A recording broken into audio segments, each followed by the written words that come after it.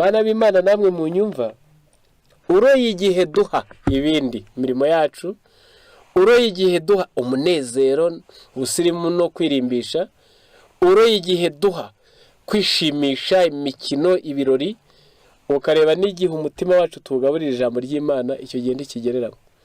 Imana yaratsinzwe cyane mu mitima yawe yaremye. Uhamagaje ababyeyi babyaye nabi, Imana yaza ku mwanya wa mbere, kuko itunze za miliyari zabo yaremye, ariko ikaba itabonamo na miliyoni 100 ziyubaha. Mu by'ukuri ni ukuri yarahombeje, yabyaye nabi. Ariko mbere y'uko itsemba abantu bose bayigomeye, ibi bimenyetso byose byisukiranya nibyo kugukangura ngo weho nanjye nibara tugira imyiteguro. Ariko tukaba dusabwa aho uri wunamirije ibyo waba urimo byose, mbese ujye utekereza ku mperuka. Iyi si n'ibirimo iyirimo bizavaho birangire. Birakwiye rero ngo nge namwe ibyo bizajye kuba twariyimbiye, dufite aho twashyize igihe cyacu, imbaraga, intekerezo n'ubutunzi, ariho mu bwami bw'Imana. Ngaho mu nkundire nge ku ngingo ya 3, muri rubanda harimo ibyaha. Muri rubanda harimo ibyaha. Ntaragera ku ngingo ya 3, ibindi biranga imperuka. Muri rubanda harimo ibyaha. Ibi simbisesengura, ntabwo mbisesengura ngo ntinde cyane. Ariko ibyaha bikomeye n'ibi bikurikira. Hariho ubusambanyi, kubera ko benshi umurengwe ubageze kure. Abandi nubwo baba batarenzwe icyaha, barakimitse kirakora, nk'uko umunyu ukora mu byo kurya, bitumye hariho ibyaha. Ariko namwe mumfashe kureba, uhereye ku baririmbyi, uhereye ku bagenda mu nzira, ingingo yitwa kwambara ubusa, cyane ku bijyanye n'igitsina gore, yagizwe umushinga ukomeye. Icyaha cy'ubusambanyi umugabo ku mugore, icyaha cy'ubusambanyi umuntu ku nyamaswa, icyaha cy'ubusambanyi umugabo ku mugabo, icyaha cy'ubusambanyi umugore ku mugore, icyaha cy'ubusambanyi ahabona, amafoto y'abambaye ubusa, imbuga zibitangaza zikabyamamaza, amategeko ya za leta z'isi abishyigikiye, kugeza ubwo byiswe ngo ni uburenganzira nyine ngo umugabo n'umugabo, umugore n'umugore, ngo ni uburenganzira bwabo. Isi ikababuranira, aho kugira ngo isi iburanire gukiranuka, abasenga bakimwa umwanya, basenga by'ukuri batari yamabandi. Abaririmba bakimwa umwanya, baririmba by'ukuri bahimbaza Imana. Isi n'abayituye, abasore, inkumi, abasaza, urubyiruko, uzanye iby'Imana ukazana ibya Bibiliya, ukazana ibyubaka imico, babyanga. Ariko abambaye ubusa, n'ababyina bahennye, n'ababyina bidasobanutse, abahondagura gusa, batagira indirimbo zitagira ubutumwa, abo bakwemerwa. Amasitade batashyeho bakabona abayoboke, abagura imyenda bakabashyira amashusho yabo ku myenda no ku mazu yabo, ariko iby'Imana bigashyirwa inyuma nk'umurizo.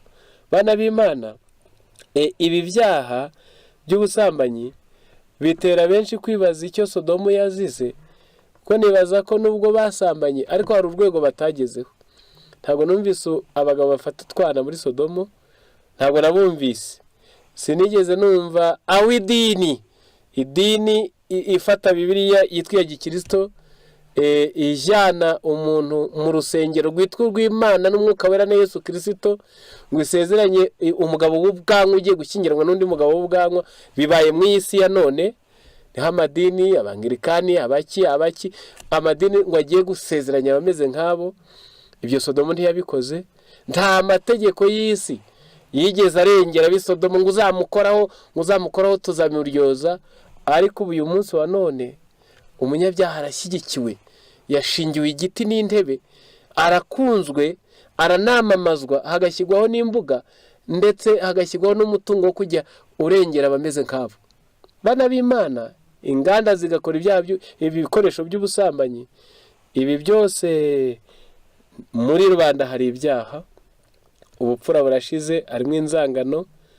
Ubumuntu burashize, harimo ubuhemu. Ngibyo ibiri muri rubanda, nabyo ntabwo ari ibisanzwe. Ibyo byose ni ugusohora kw'iminsi y'imperuka. Noneho murankundira yenda twe gutinda kwizi ngingo, icyakora ngo Imana ibonye bimeze bityo ikemera ko ibiza bibaho, abazasoma ibyaduka byo mu minsi y'imperuka ni urupapuro rwa 30 kugeza 31, baranditse ngo nibwo ngo ibi byago bihitana bamwe bigatsemba imbaga, ngo nibwo buryo Imana yabonye ngo bwatuma abo biraye badatekereza ku mperuka ngo nibura basubiza ubwenge ku gihe. Mbese urashaka ko nge nawe dusubiza ubwenge ku gihe aruko Imana ibanje kuzunguza? Ntabwo wakumva ijambo ngo nawe uyiyegurire bitabanje kunyura mu biza ngo wumvishwe n'imigeri. Bana b'Imana, reka nimukire ku ngingo ya 3 muri ibi byose. Dore umugambi wa Satani. Mu gitabo cyitwa inama zigirwa itorero, ni umuzingo nibaza ko ari uwa mbere, icyigisho cya 12, ahabanza hacyo cyitwa kuba mu isi ntubu w'isi. Dore umugambi wa Satani. Neretswe akaga kacu ko kuba nk'ab'isi kuruta kuba uko ishusho ya Kristo iri. Ubu turi ku nkengero z'isi itazashira, ariko umugambi w'umwanzi w'abantu ni ukudutera gutekereza ko iherezo ry'igihe riri kure. Mwese munyumve ngo umugambi w'umwanzi w'abantu ni ukudutera gutekereza ko iherezo rya byose riri kure. Satani azashotora mu buryo bwose abavuga ko ari ubwoko bw'Imana bukomeza amategeko, kandi bakaba bategereje kuboneka kwa kabiri k'umwami wacu mu bicu byo mu ijuru, afite imbaraga n'ubwiza bwinshi. Azatera abantu benshi ashobora gushuka bose kwibwira ko wa munsi w'imperuka utazabaho, maze bahinduke nk'ab'isi mu mitima yabo, bigane ingeso zabo. Ndasubiramo, azatera abantu benshi ashobora gushuka kwibwira ko wa munsi w'imperuka utazabaho, maze bahinduke nk'ab'isi mu mitima yabo, bigane ingeso zabo. Bana b'Imana, reka mbabwire ko no mu bihangayikishije cyane, ni koko birababaje kubaho abantu b'Imana bari mu isi batagira imyiteguro. Ariko kansome cya gitabo n'ubundi nababwiraga cya Maranatha, nsomye ku rupapuro rw'175 ndetse n'urupapuro rwa 49, ariko kampere ku rwa 49, rwa 49 n'urwa 92, haranditse ngo kimwe mu byaha bigize kimwe mu bimenyetso by'iminsi y'imperuka, kimwe mu byaha bigize kimwe mu bimenyetso byo mu minsi y'imperuka ni uko abavuga ko hari abakristo bakunda ibinezeza kuruta uko bakunda Imana. Burya ibimenyetso muri rusange birasanzwe. Iyo ibiza bije ntibizira abasenga ngo bihite ku badasenga, ubwo biba rusange. Ariko ngo ikihariye noneho mu bimenyetso bigize imperuka ni uko abavuga ko hari abakristo bakunda ibinezeza kuruta uko bakunda Imana. Mwite cyane ku mitima yanyu kandi mukomeje, mwigenzure mwitonze, mbega uburyo nyuma yo kwigenzura nta kwihenda hari abantu bake cyane bashobora kubura amaso bakareba mu ijuru maze bakavuga bati ntabwo nkunda ibinezeza kuruta uko nkunda Imana. Mbega uburyo hari bake cyane bashobora kuvuga bati napfuye ku by'isi, kandi ubwo bugingo bwanjye azaboneka, nzabonekana nawe nambaye ubwiza. Ndakomeza nsome. Neretswe akaga kacu nk'ubwoko bw'Imana ko kuba nk'ab'isi mu cyimbo cyo kugira ishusho ya Kristo. Ubu turi ku nkengero z'isi ihoraho, ariko umugambi w'umwanzi w'imitima ni ukudutera gusunikira kure iherezo ry'igihe. Ni umugambi wa Satani kudutera gusunikira kure iherezo ry'igihe, icyo gihe kizagera. Ariko si ubu. Satani azagaba ibitero mu buryo bwose ku bavuga ko ari ubwoko bw'Imana bukomeza amategeko, kandi bakaba bategereje kuboneka kwa kabiri k'umukiza wacu mu bicu byo mu ijuru. Afite imbaraga n'ubwiza bwinshi, azatera abantu benshi, ashobora gushuka bose kwibwira ko wa munsi w'imperuka utazabaho, maze bahinduke nk'ab'isi mu mitima yabo, bigana ingeso zabo. Nari nabisomye, nagize ubwoba cyane ubwo nabonaga umwuka w'isi utegeka imitima n'ubwenge bwa benshi bavuga ko bagendera mu kuri, bimitse inarinjye no kwikanyiza, ariko kubaha Imana nyakuri n'umunyangamugayo utajegajega ntibibarangwamo. Bana b'Imana, ibimenyetso by'iminsi y'imperuka birihutira gusohora nk'uko ndakomeza mbisoma, ariko ngo kimwe mu biteye ubwoba ni ukubona n'abavuga ko ari abakirisito bifitiye umwuka w'ab'isi. Ngaho uwagira ngo nge namwe tumenye umugambi wa Satani, ni ukuri twaba amaso kandi tukirinda ibyo dukora, aho tunyura, uko dupanga, tukagenda dutekereza ko imperuka nayo idusatiriye. Ibimenyetso by'ibihe bigaragaza ko ibihano by'Imana biri kwisuka, kandi ko umunsi w'Uwiteka uri bugufi. Ibinyamakuru bya buri munsi byuzuyemo inkuru z'intambara ikomeye yenda kuba. Ubujura bukomeye buri gukorwa kenshi. Guhangana ni rusange. Ubujura n'ubwicanyi birakorerwa ahantu hose. Abantu bahanzweho n'abadayimoni bari gutwara ubuzima bw'abagabo n'abagore n'abana. Ibyo bintu byose bigaragaza ko kuza k'umukiza kwegereje. Abantu barapfa, abantu baricwa, ahadukikije abantu baricwa, baricwa bunyamaswa ku buryo umuntu n'agaciro ke ntibicyubahirizwa. Umuntu arasaha ugutwe, yagwiza bakaza gushyikira, yagwiza bakaza gushyikira. Bakabigira umushinga, ntiborore, ntibahinge, ntibacuruze, bakazajya barajyana iby'abandi. Hari abantu bashoye umushinga w'ubwicanyi, ntacyo bunguka, kwica gusa akaba ari byo birori bye. Ngo ni abantu bahanzweho n'abadayimoni bari guhitana ubugingo bw'abagabo n'abagore ndetse n'abana batoya. Mu gihe nk'icyo nibwo umwuka uhendahenda w'Imana uri gukurwa mu isi. Imiyaga, imigaru, imiraba n'amahano ku nyanja no ku butaka biri gusimburana mu buryo bwihuse. Ibimenyetso byiyungikanya ahadukikije bitubwira ko kugaruka k'umwana w'Imana kuri bugufi. Byitirirwa indimwa, ndasubiramo, ibimenyetso byiyungikana ahadukikije bitubwira ko kugaruka k'umwana w'Imana kuri bugufi byitirirwa indi mpamvu, bigahabwa ubundi busobanuro butari ubw'ukuri. Ubwo busobanuro bw'ukuri nta kindi ni imirindi yo kuza kwa Yesu. Ariko iyo bijya kutuzamo, intambara ziza zifite impamvu, n'ibyo bapfuye. Ibiza byaza hakaba hari impamvu n'uburangazi bagize. Imyuzure yaza hakaba hari impamvu n'abarabiryozwa batateye ibiti cyangwa imirwanyasuri. Ikirumbo cyaza hakaba hari impamvu abarabiryozwa batatanze ifumbire cyangwa bayiriye. Ariko nubwo yatangwa neza, imperuka ntabwo igira umuti. Ibi bimenyetso ni iby'ukuri. Ntabwo tuzabura gukora n'imirimo yacu isanzwe no guhangana n'ingorane, ntituzabura kugerageza. Ariko hatazagira uwishuka ngo yibwire ko isi azayitereza, niryo jambo rikora hano hakurya mu gihugu cy'abavandimwe, akayitunganya ku buryo azabwira abantu ngo ndabirangije, noneho ni mwidegembye nta kibazo. Icyo gihe ntikizigira kibaho. Ndetse uko umunsi wira, simpanuye nabi nka Mikaya, utwerekeza mu gihe kibi. Tuvuye aho abana bumviraga, turi kujya aho batazajya bumvira. Tuvuye aho abagore bubahaga abagabo, tugiye kwinjira aho babasuzugura. Tuvuye aho abagabo bakunda abagore babo, hari kujya harangira, tugiye kwinjira aho bazajya barabicisha imihini n'amashoka nk'uko mubibona.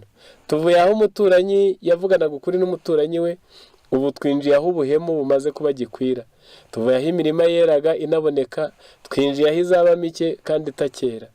Tuvuye aho imvura yazagwaga ku gihe ntizikora amahano, twinjiye aho zizajya zibura cyangwa zikaboneka zije kwica. Aho tujya hose ni habi, kandi nawe iyo wibona ucunze neza ukagenzura neza, nawe wakibona kuri kwinjira habi no mu mutima wawe. Noneho ngo ibi biri kuba abantu bajya babiha ubundi busobanuro, ariko ni imirindi yo kuza kwa Yesu. Kuri ubu tugeze mu gihe kizateza umubabaro mu isi, umubabaro uzatera ibikomere bitakomorwa n'umuti utangwa n'abantu. Tugeze mu gihe kizateza umubabaro mu isi, umubabaro utakomorwa n'umuti ngo umubabaro uzatera ibikomere bitakomorwa n'umuti utangwa n'abantu. Ndetse na mbere y'uko mu isi haba ukurimbuka gukomeye guheruka, inzibutso zirata gukomera kwa muntu zizasenyukira mu mukungugu. Ibihano by'Imana bizisuka ku bantu babonye umucyo mwinshi bakanga bakinangirira mu byaha. Ubu harubakwa amazu ahenze, bene bibwira ko umuriro utayahangara, ariko nk'uko Sodomo yarimburiwe n'umuriro wo guhora kw'Imana, izo nyubako z'ubwibone zizahinduka ivu. Nabonye amato y'agaciro kenshi ahanganye n'umuraba ukomeye wo mu nyanja, agerageza kujya mu muraba uteye ubwoba. Ariko hamwe n'ubutunzi bw'izahabu n'ifeza ndetse n'abantu bari buzuyemo, byose byarengewe n'amazi. Ariko hagati mu mvururu, guteraganwa n'urujijo, biri ahantu hose, hari umurimo dukwiriye gukorera Imana mu isi, no kubwira abantu ngo mwitegure. Bana b'Imana, ibyago bihamya imperuka, ibyago biranga uko iri kwigaragaza, biri ahadukikije.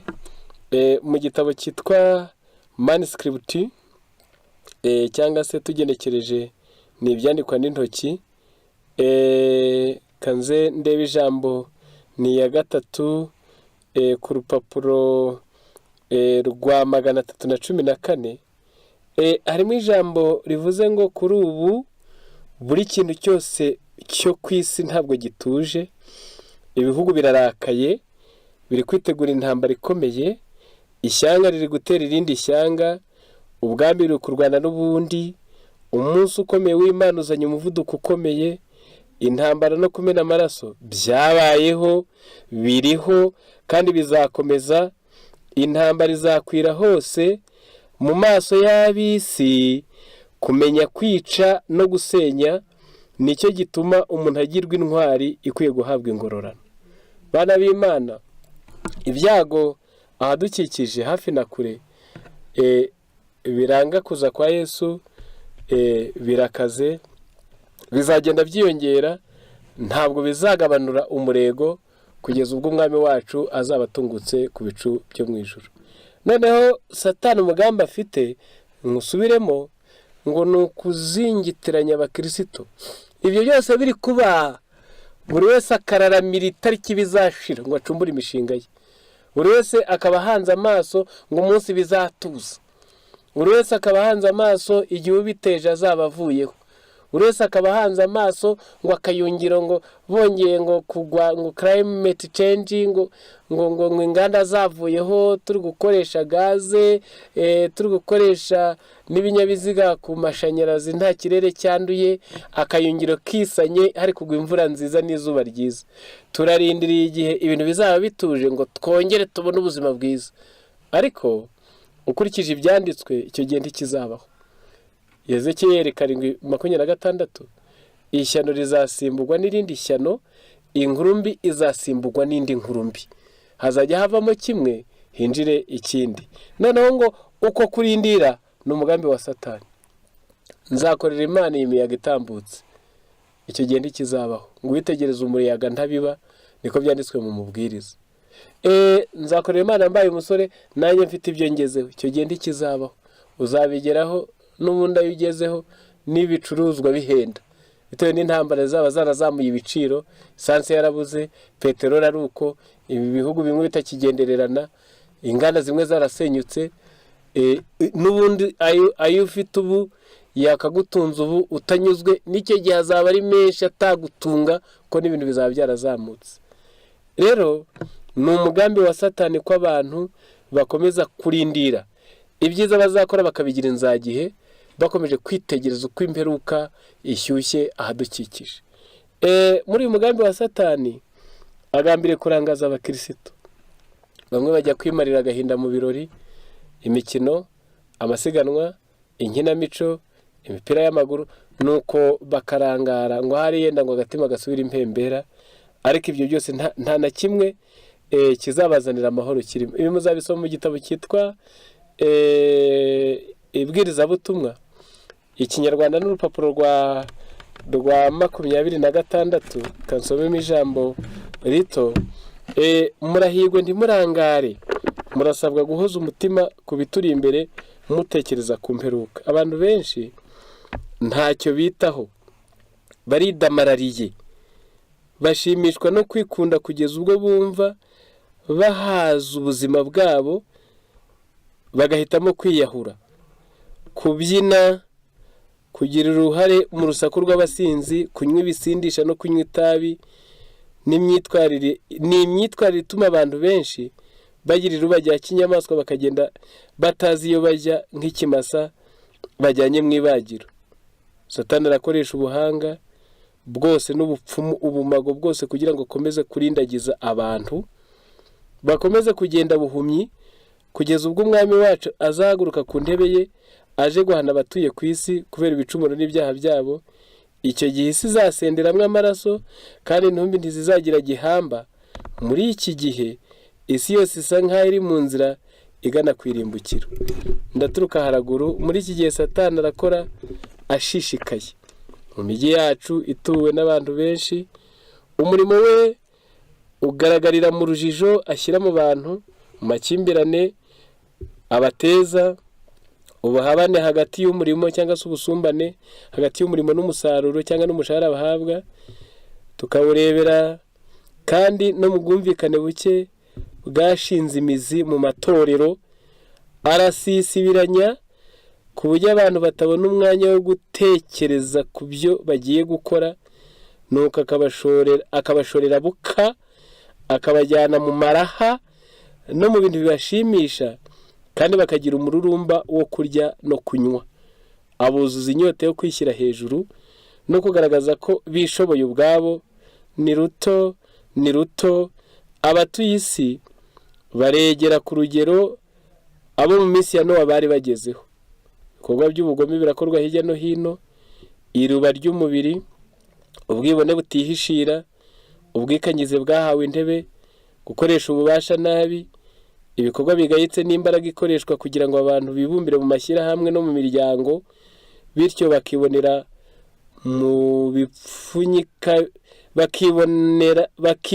mu bipfunyika bazatwikirwamo n'umuriro ukongora wo ku munsi w'imperuka. Ibyo byose ni ibigaragaza imikorere y'ingabo za Satani. Iyo sibo y'ubugome n'ubusazi nibyo abantu bita ngo ni ubuzima. Abantu barahugiranye, ako gahinda kose baterwa n'intambara n'ibindi, ngo hatabyutse intambara nawo umurengwe ubungana na za ntambara. Amasiganwa, amarushanwa, bararushanwa, bakarushanwa ngo no gucira, bararushanwa ubwiza, bakarushanwa n'ububi, bararushanwa kurya, guhinga, korora, bakarushanwa no gusambana. Abantu bakarushanwa ngo no kudasinzira. Mbese abantu barashaka ibintu byabarangaza bikabasetsa, ariko ibyo ntibirimo umuti uvura agahinda n'umubabaro wa mwene muntu.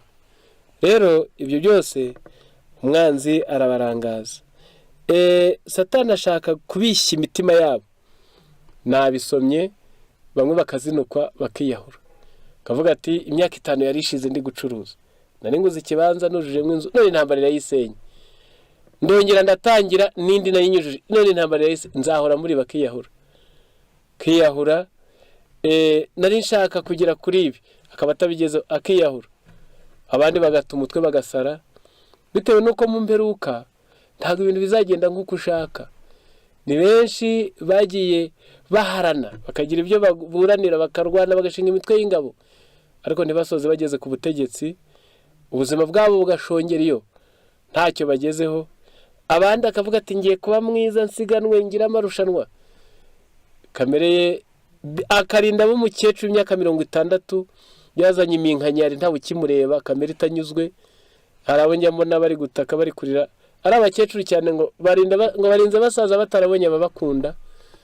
ni ku isi imeze, ngo ushaka kwimara inyota ku isoko yayo azarinda apfana inyota kuko ntigihashirira. Keretse ubonye Yesu akaguteguza kumusanganira ufite umutima utagucira urubanza. Bana b'Imana, ni umugambi wa Satani guhugenza abantu. Ntambara ikomeye, urupapuro rwa 656 igihe Faransa, hari aya magambo ngo 565, intambara ishyamiranyije Kristo na Satani igiye kumara imyaka 6,000, ubuho irakomanga ku iherezo. Aussi risque le double tir d'énergie dans sa tentative de faire échouer l'œuvre du Sauveur en faveur de Rome. Lucifero rero ari gukubagaho imbaraga z'akazi kuba kabiri mu mushinga we mubisha wo kuburizamo umurimo umukiza ari gukorera mwene muntu mu buturo bwera bwo mu ijuru. Retenir les âmes dans les ténèbres et l'impénitence jusqu'à ce que les ministères sacerdotaux de Jésus prennent effet et qu'il n'y ait plus de sacrifice pour le péché. Tel est son objectif.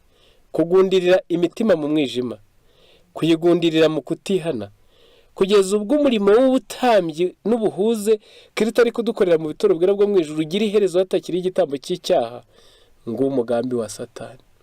Bana b'Imana, iyo witegereje umuyaga ntubiba, byanditse mu mubwiriza. Guhora witegereza nzayikorera, abana barangije bazarangiza babure n'akazi n'ubundi utangira uhangayike. Nzayikorera mbanje kwitunganya nanjye inzu yanjye imeze nk'izaba, ntabwo uzabigeraho, cyangwa uzabigeraho hari ibindi bikenewe kuko ibyaduka bihora biza n'ibigezweho bihora biza buri mwaka. Nzayikorera ibintu ntibizatungana, nihataba intambara hazaba imyuzure nivamo hazaza ikirumbo, nihataza ikirumbo umweru uzaba mu buri soko, amahanga ibihugu bituranye byangane ariho mwagemuraga. Isi ifite ibyago bizajya bisimburana, kandi niba mureba niko bigenda. Ni benshi bahombye rimwe, bagahomba kabiri, bagahomba gatatu, kandi kibabaje ntabwo ibyo bari kurota rukuza kwa Yesu, ntabwo bari kurota gukiranuka k'umutima ngo biyuzuze n'Imana bishobore bigira inzira, ahubwo baranarota ngo yaba byari bituje ngo ncumbure cyangwa ntangire bundi bushya, fata n'ideni nongere ntangire. Uzahora utangira bigiye kuzura Satani amene, bigiye kuzura Satani amene, aguhugenze. Noneho ngo kugeza ubwo umurimo w'ubutambyi bwa Kristo aho adusabira mu buturo bwera bwo mu ijuru ugira iherezo hatakiriho igitambo cy'icyaha, ngo umugambi wa Satani. Rero ni umugambi wa Satani kugusha abantu, umugambi wa Satani kugusha abantu. Reka njye mvuge ibyo Yesu yabwiye Yohana umubatiza muri Matayo 11:6, ubwo yari afunzwe, abonye agiye kugwa muri gereza kandi we yahamyaga yaje kandi ari gukora ibitangaza, yatumye intumwa ngo zigende zimubwire ngo ni wowe cyangwa dutegereze undi. Ntabwo yavuze ngo ni njye, ahubwo yaravuze ngo genda mubwire Yohana ngo ibirema biragenda, impumyi zirahumuka, abadayimoni barakira, kandi muti hahirwa ibyanjye bitazagusha. Bana b'Imana, hahirwa imperuka itazagusha. Iyi mperuka muri yo Satani ajya anyuriramo akagusha abantu.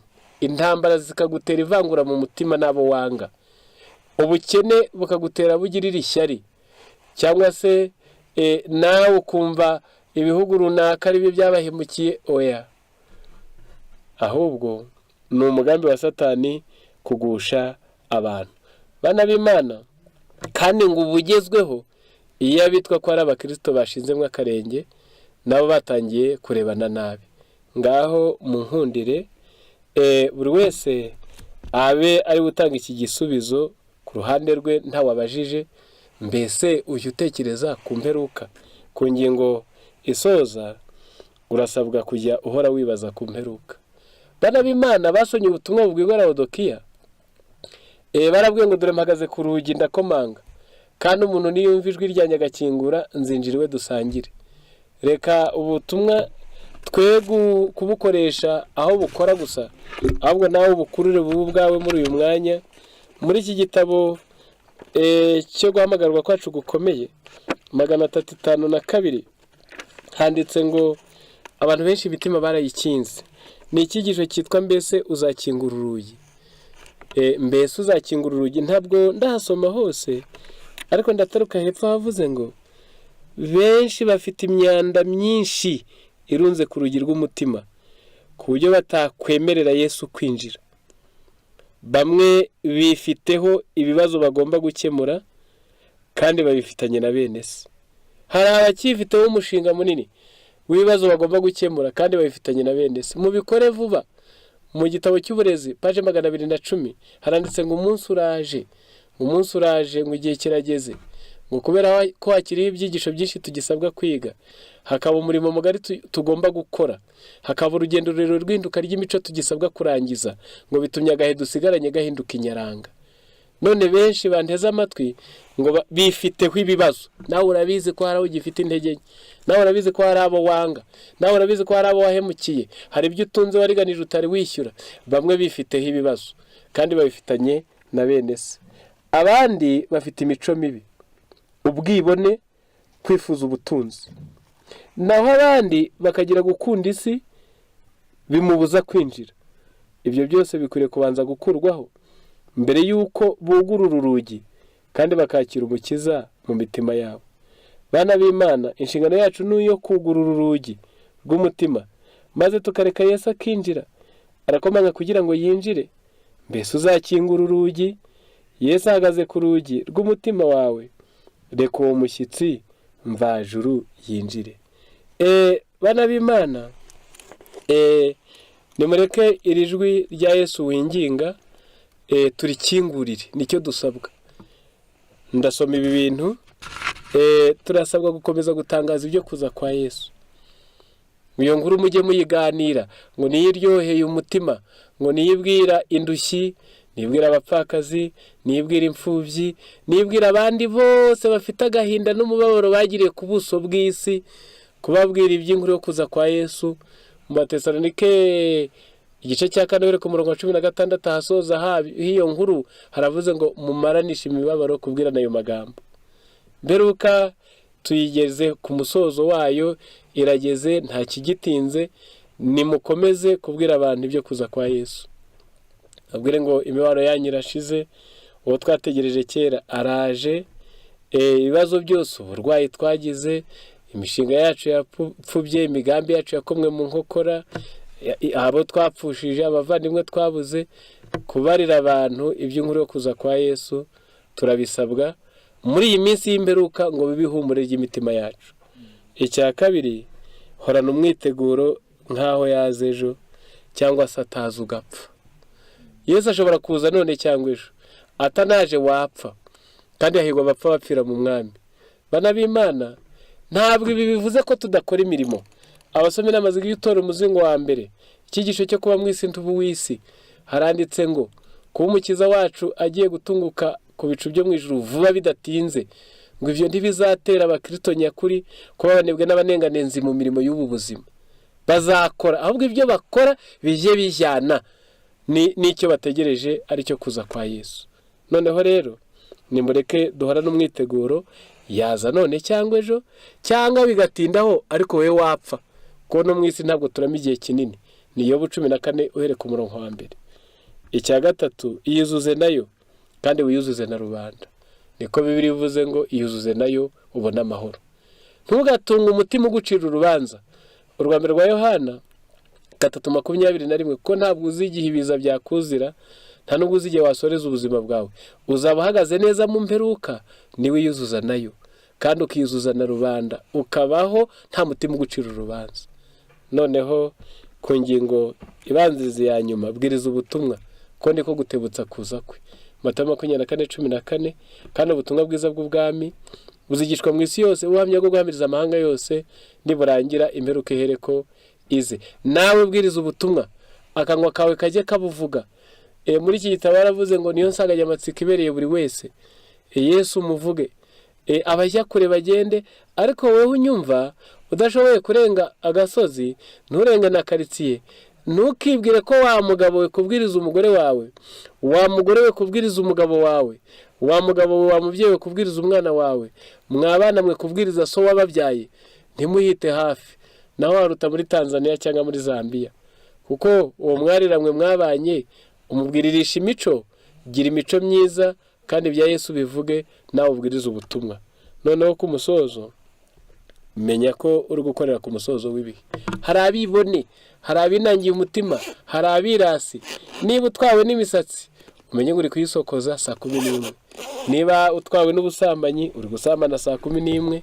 Niba ari ugukunda iby'isi gusa akaba aribyo werekejeho umutima, uri kubikora saa 11. Ku bakoze imirimo yo bwije saa 11, burya amasaha yo gukora bari makeya. Rero waba uyobye ukaba ugiye kuba nka bwa bwami bwa Berushaza buri buhanguke. Daniyeli yaramubwiye ko bugiye kunyagwa bwahabwa Abamede n'Abaperesi. Yaramubwiye ngo amugize uwa gatatu muri bwo, kandi amwambikamo imyambaro ngo y'imihengeri n'imihemba. Kandi ubwo ibyo yabivugaga Abamede bayobeje uruzi rwari ruzengurutse ubwo bwami, bari aho hanze nta minota 30 isigaye. Umugaragu w'Imana yajya kwibeshya akemera impano, akemera umwanya mu bwami bugiye guhanguka, yari kuba mwaye. Niko benshi isi bashuka ikabizeza ibyo batenda kurambana, kandi ku musozo w'ubuzima tuhakomanga. Ngaho nimureke muri uyu mugoroba nge nawe tubanye, duhore dutekereza ku mperuka, maze umwiteguro duhore mu mutima, yaze ejo yatindaho gato tuzabe dufite ikibari cyo kuzamubona. Imana ibiduhe mu izina rya Yesu, amen.